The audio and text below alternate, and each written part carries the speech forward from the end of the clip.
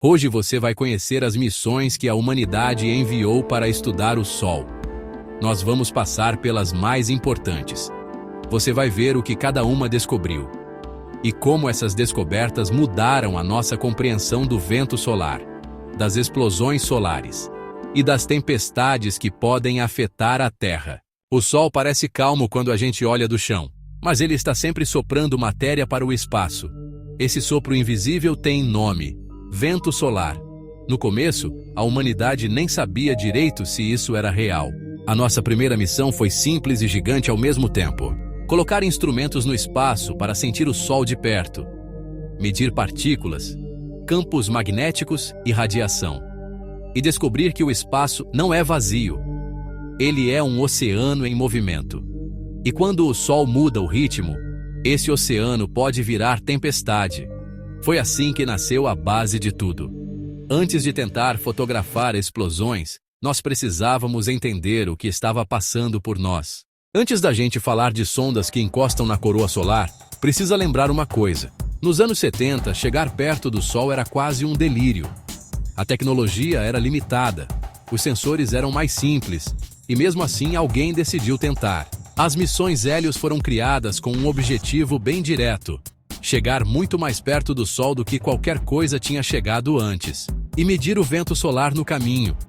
Não para tirar foto bonita, mas para sentir o espaço na pele. Imagina um laboratório do tamanho de uma sonda, girando lentamente para se estabilizar, enfrentando um calor absurdo, enquanto tenta manter os instrumentos vivos e ainda mandar dados de volta para a Terra. O grande ponto aqui é o seguinte: quanto mais perto do Sol, mais o vento solar muda. Ele não é um sopro constante e educado. Ele acelera.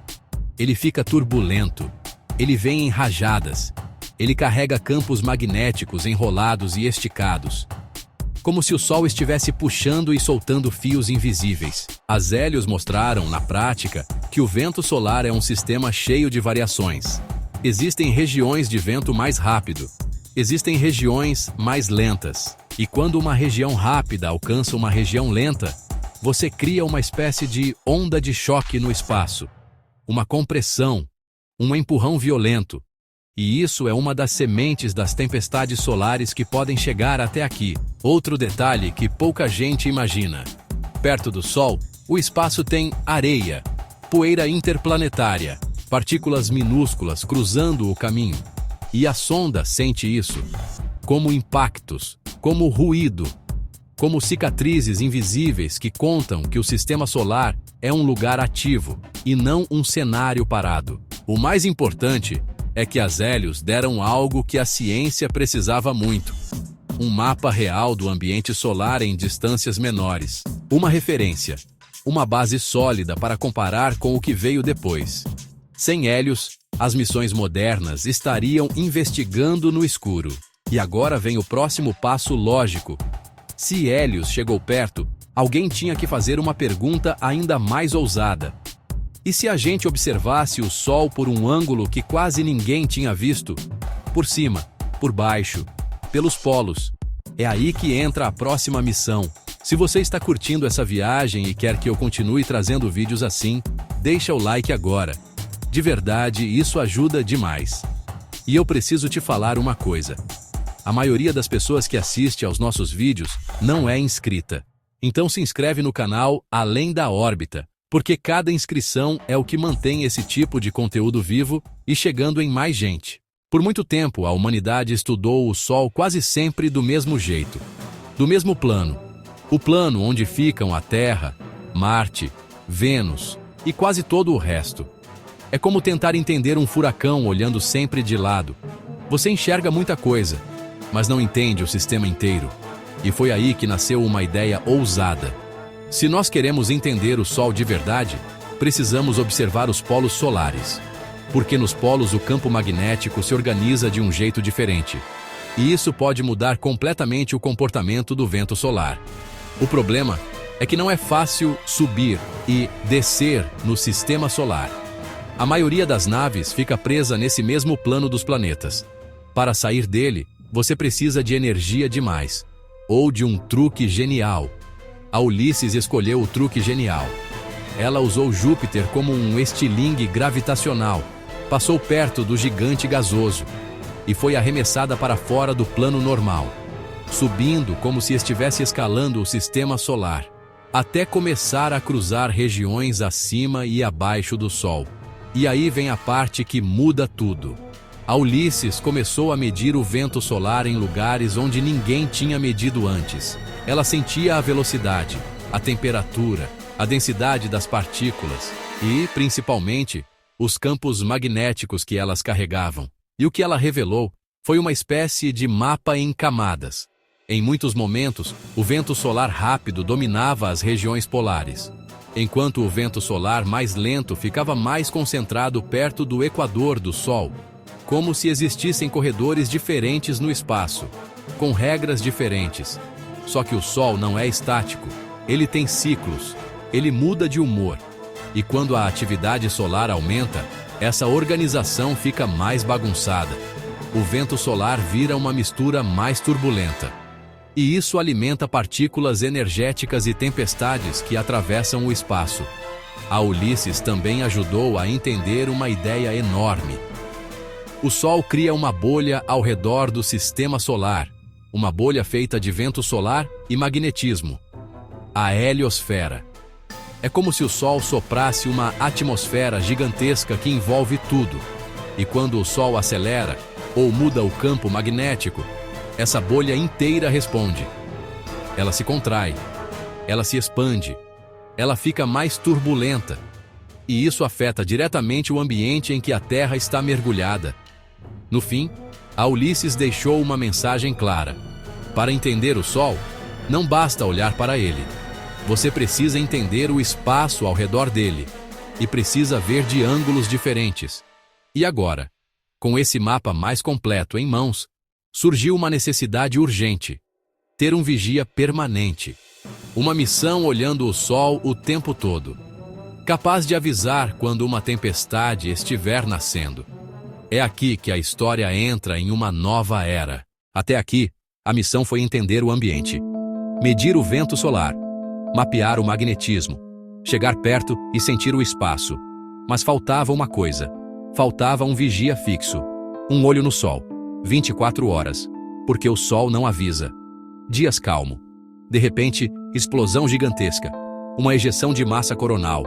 Nuvem de plasma e magnetismo. Cruzando o espaço até a Terra. Foi para isso que nasceu a Zorro. Observar o Sol continuamente. Sem sombra da Terra. Sem perder o momento crítico. A sacada está no lugar. Um ponto especial no espaço. Gravidade em equilíbrio. Um mirante estável. Olhar o Sol o tempo todo. Enviar dados sem interrupção. A Zorro virou central de inteligência solar. Ela observa a coroa, a atmosfera externa do Sol. Ali nascem eventos perigosos. Quando uma ejeção acontece, a Zorro vê. Registra a forma, a direção e a velocidade. Isso muda o jogo. A humanidade começa a prever. Passa longe ou acerta em cheio. Quando acerta, a consequência é real. Tempestades geomagnéticas, satélites com problemas, falhas de comunicação, erros de navegação e redes elétricas sob estresse. Outro ponto importante. A Zorro mostrou a coroa viva. Não é lisa, é complexa. Arcos, jatos, regiões mutáveis, magnetismo desenha e apaga formas. Tem um detalhe curioso. A Zorro caça cometas. Muitos se destroem ali. Um triturador cósmico de gelo e poeira. A grande herança foi outra. Não só estudar o Sol, ajudar a proteger a Terra. Monitoramento contínuo do clima espacial. Daí vem a pergunta inevitável. Dá para ver por dentro? Transformar o Sol em cinema. Curtiu essa história? Deixa o like agora. Isso ajuda o vídeo a chegar. Muita gente assiste sem se inscrever. Se inscreve no Além da Órbita. Depois da Zorro, uma coisa ficou clara. Observar o Sol o tempo todo muda o jogo. Mas ainda havia um limite. A gente via muita coisa.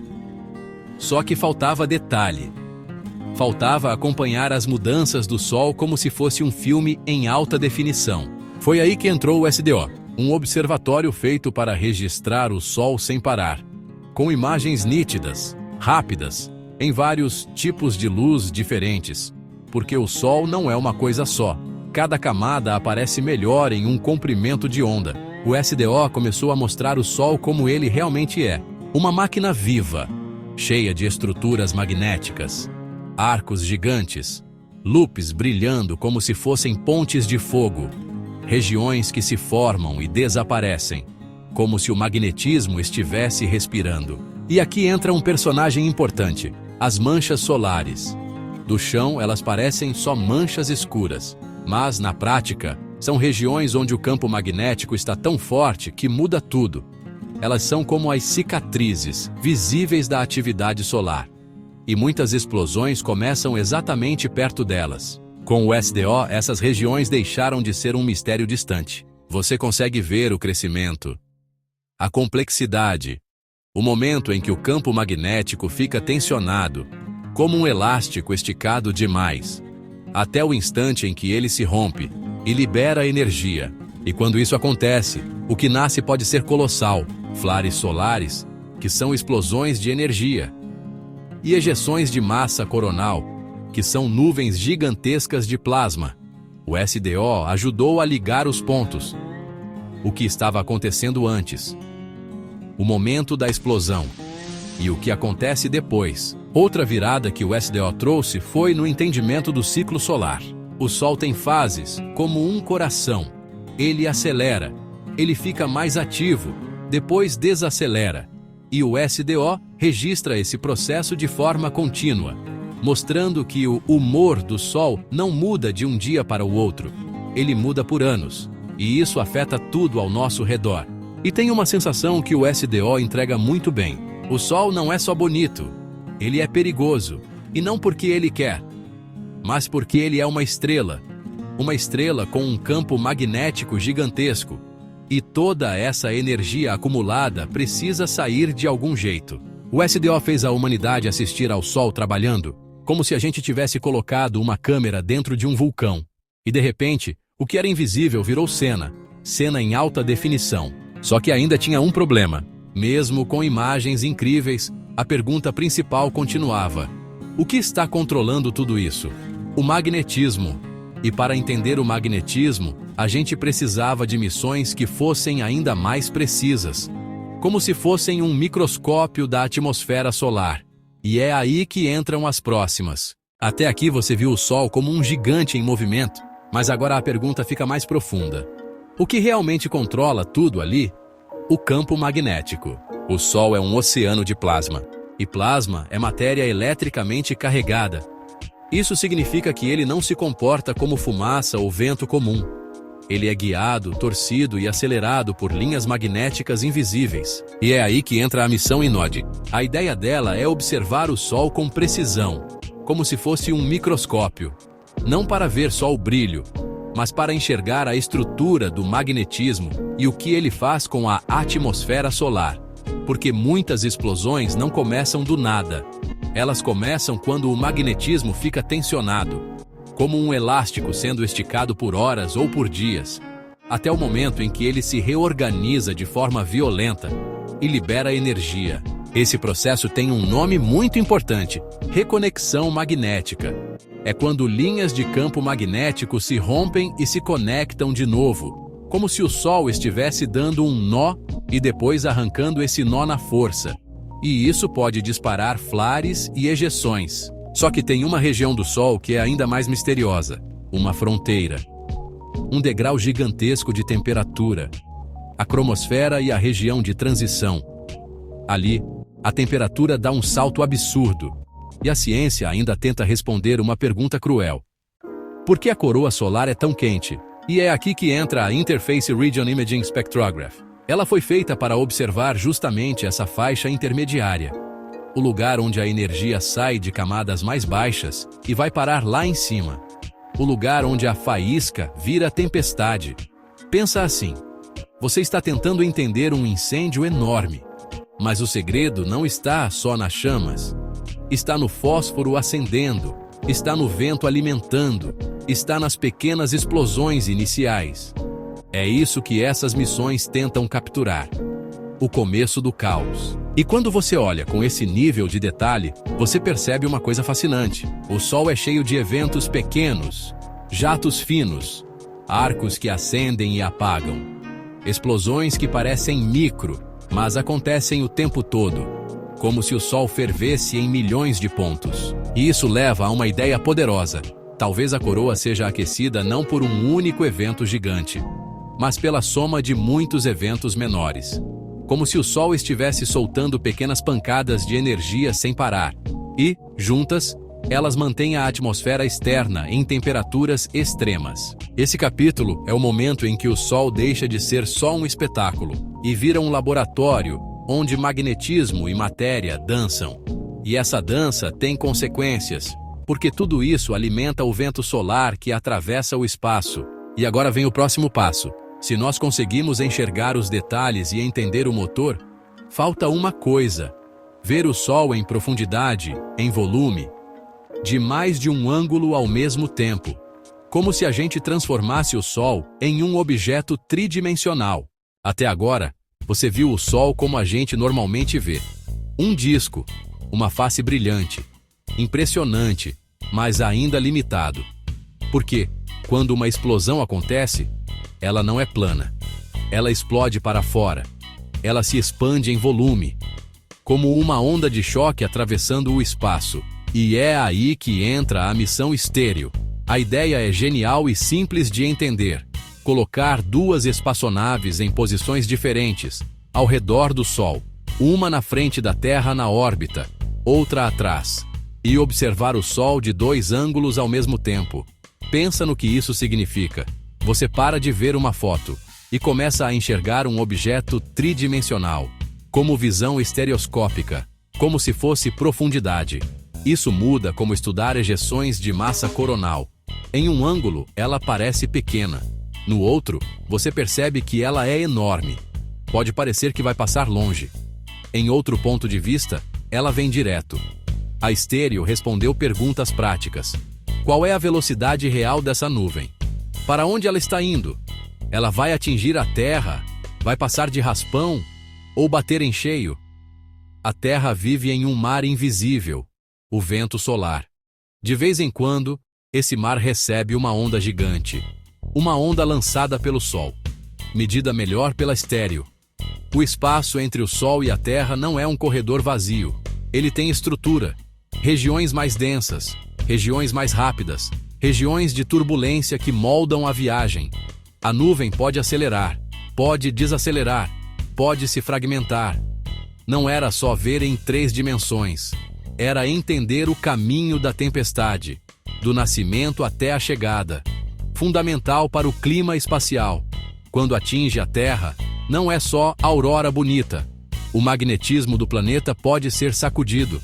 Efeitos em satélites, comunicação e navegação.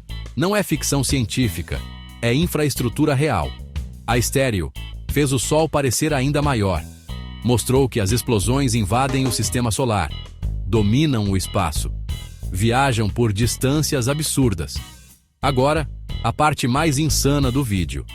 Em vez de observar de longe, a humanidade decidiu mergulhar.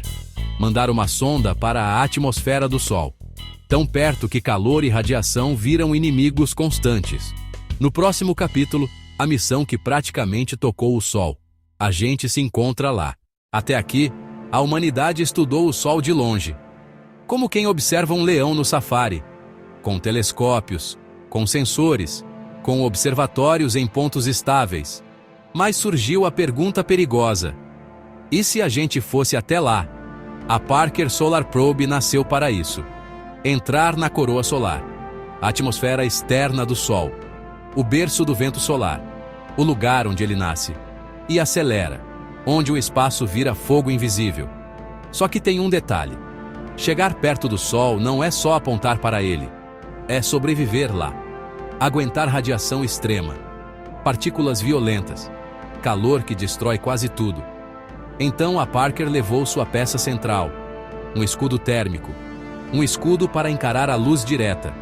Do outro lado, instrumentos no limite, como um laboratório atrás de uma parede, atravessando um inferno controlado. Agora a parte cinematográfica. A Parker não chegou de uma vez. Usou Vênus como freio, várias passagens, perdendo energia orbital a cada encontro, espiralando, chegando cada vez mais perto, degrau por degrau. Quando mergulha, ela não só olha, ela sente o Sol, mede partículas na origem, mede campos magnéticos dentro da coroa, capta sinais inéditos e revela coisas estranhas. O vento solar não nasce suave. Ele vem em rajadas, com estruturas rápidas e mudanças bruscas no campo magnético, como pequenos estalos invisíveis. O tempo todo, surge a pergunta irritante: por que a coroa é tão quente? A superfície tem uma temperatura.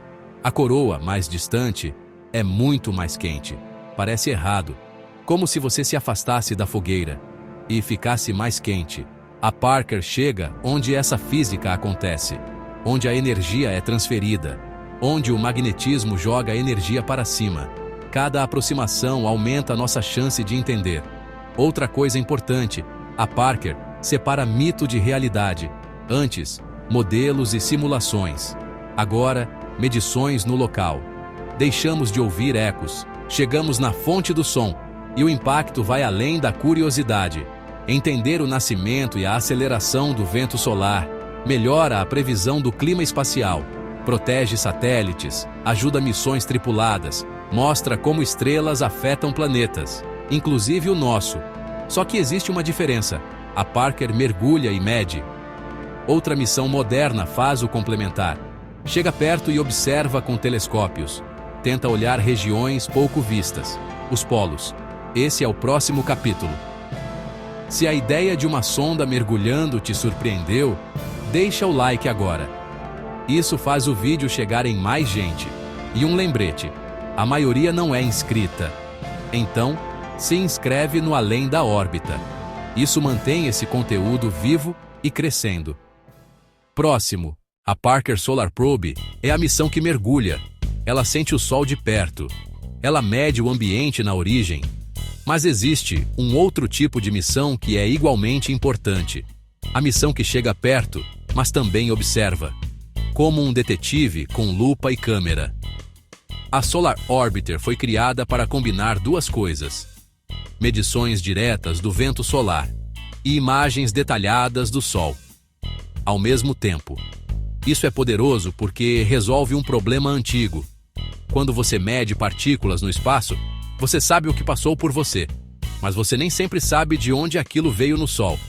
A Solar Orbiter tenta ligar as pontas, medir o vento solar e rastrear a origem dele na superfície e na atmosfera.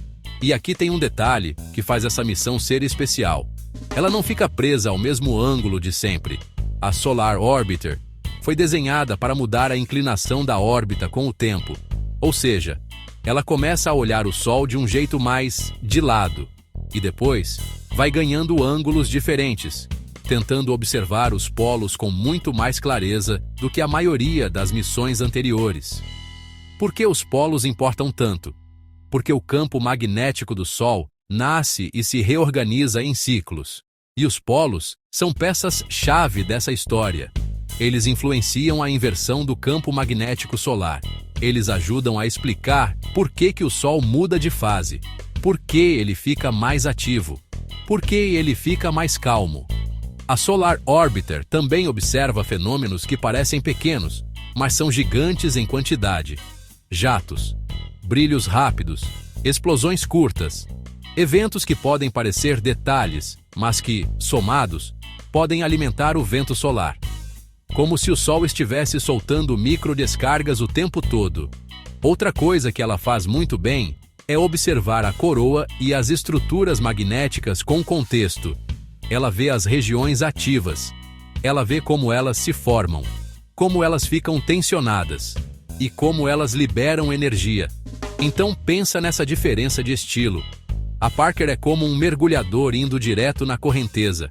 A Solar Orbiter é como um cinegrafista e cientista ao mesmo tempo, chegando perto, filmando, medindo e conectando causa e efeito.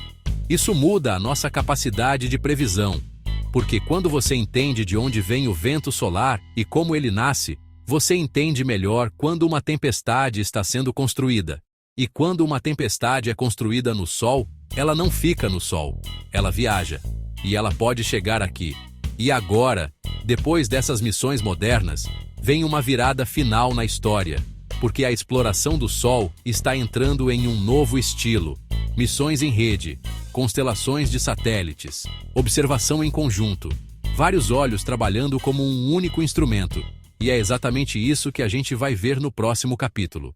Depois de chegar perto com a Parker e investigar com a Solar Orbiter, a história do Sol entra em uma nova fase. A fase em que uma única nave já não é o suficiente, porque o Sol é grande demais, rápido demais e complexo demais.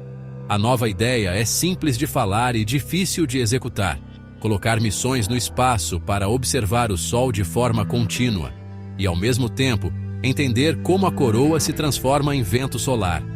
Como se a missão estivesse filmando a nascente e o rio ao mesmo tempo. Primeiro, Aditya L1. A Índia decidiu criar uma missão dedicada ao Sol. O objetivo é ficar em um ponto especial do espaço, chamado Ponto de Lagrange 1. Um lugar onde a nave consegue manter o Sol sempre na frente, sem a Terra tapando a visão. Sem interrupção. Isso transforma a missão em um vigia constante. Observando a coroa. Observando o ambiente ao redor. Medindo partículas e campos. E ajudando a alimentar previsões de clima espacial. Agora entra a parte ainda mais moderna. Punch. Aqui a ideia é deixar o Sol ainda mais compreensível no espaço ao redor. Em vez de uma nave só, são várias, trabalhando juntas como um único sistema. O objetivo do Punch é mapear a coroa solar e o vento solar em 3 dimensões, não apenas ver uma explosão, mas acompanhar como ela se expande, como ela se deforma, como ela se mistura com o vento solar, como ela viaja pelo sistema solar. E isso é muito importante porque existe um ponto cego entre observar o Sol e medir o vento solar perto da Terra.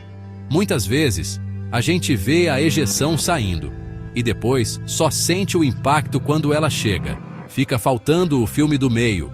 O Punch tenta preencher esse buraco. Pensa nisso como um radar meteorológico, mas para o espaço.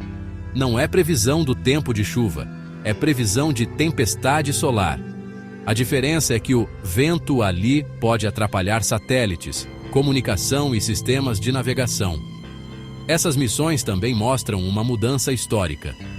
Antes, a humanidade estava tentando descobrir o que o Sol é. Agora, a humanidade também está tentando se proteger dele e se preparar. Porque o nosso planeta virou uma civilização conectada por tecnologia espacial.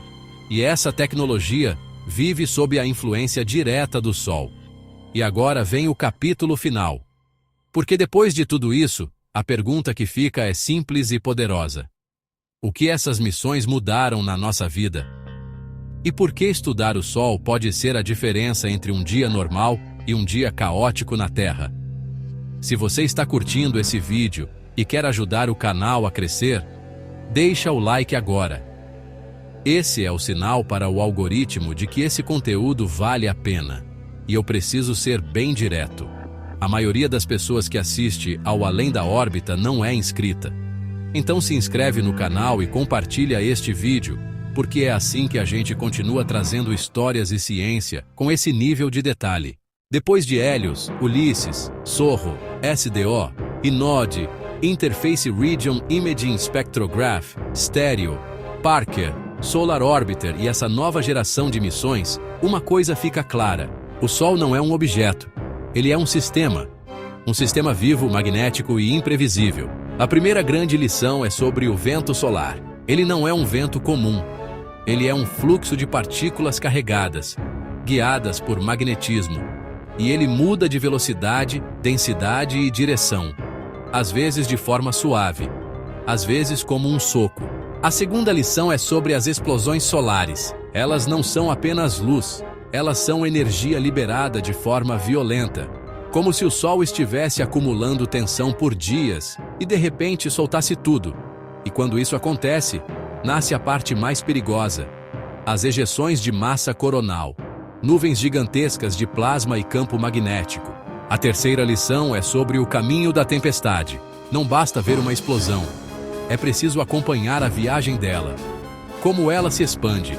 Como ela muda no meio do caminho. Como ela interage com o vento solar. E se ela vem na direção da Terra ou não. E aí entra o ponto que assusta. A Terra é protegida por um campo magnético. Esse campo funciona como um escudo. Mas ele não é um muro perfeito. Ele é mais como uma bolha que pode ser comprimida e sacudida. E, dependendo da tempestade, essa bolha pode sofrer um impacto sério. Isso explica por que o estudo do Sol é também um estudo de risco. Risco para satélites, risco para comunicações, risco para navegação, risco para missões tripuladas. E, em cenários extremos, risco para redes elétricas. E tem uma ironia aqui. Quanto mais tecnológica a nossa civilização fica, mais sensível ela se torna ao clima espacial. Nós dependemos de satélites. Nós dependemos de sincronização de tempo. Nós dependemos de sinais. E tudo isso passa por um environment que o Sol pode bagunçar. Mas existe o outro lado dessa história. Quanto mais a gente aprende, mais a gente se prepara. A Parker mede onde o vento solar nasce. A Solar Orbiter liga a origem no Sol com o que chega no espaço. A SOHO e o SDO vigiam e registram mudanças contínuas. A Estéreo mostra profundidade. E missões em rede, como Punch, tentam preencher o filme do meio. Então esse capítulo é o momento de juntar tudo. Nós ainda não controlamos o Sol. E provavelmente nunca vamos controlar. Mas hoje, nós entendemos muito mais. E o entendimento é o primeiro passo para a previsão. Previsão é o primeiro passo para a proteção. E agora a gente chega no fim, porque depois de entender como essas missões mudaram a nossa visão do Sol, falta fechar com a pergunta mais humana de todas. Por que isso importa para você? E como uma estrela distante pode influenciar o nosso dia a dia sem a gente perceber? Depois de tudo o que você viu, dá para resumir a história assim. Nós estudamos o Sol porque ele não é apenas luz. Ele é uma força ativa que molda o espaço ao nosso redor. E a Terra está dentro desse sistema. O vento solar é um fluxo constante de partículas atravessando o sistema solar. Na maior parte do tempo, ele passa sem causar grandes problemas. Mas quando o Sol libera energia de forma violenta, esse fluxo vira tempestade. E a tempestade pode chegar até aqui. Quando chega, os efeitos podem ser reais. Satélites podem sofrer. Comunicações podem falhar. Sistemas de navegação podem ficar imprecisos. E redes elétricas podem ser colocadas sob estresse. É o tipo de coisa que parece distante, mas mexe com a nossa vida moderna. E tem um lado emocional que eu acho impossível ignorar. Essas missões provam que a humanidade não fica só observando o céu. A gente constrói máquinas para encarar uma estrela. A gente mede o invisível. A gente transforma perigo em conhecimento. E transforma conhecimento em proteção. E mesmo depois de tantas décadas, a história ainda está só começando. Cada missão abriu uma porta. E as próximas vão ser ainda mais ousadas. Mais próximas. Mais detalhadas. E mais conectadas. No fim, estudar o Sol é estudar a nossa própria sobrevivência. Porque viver na Terra é viver ao lado de uma estrela. Uma estrela maravilhosa e perigosa. Se este vídeo te fez olhar para o Sol com outros olhos, deixa o like agora e se inscreve no canal Além da Órbita. Eu falo isso porque é verdade.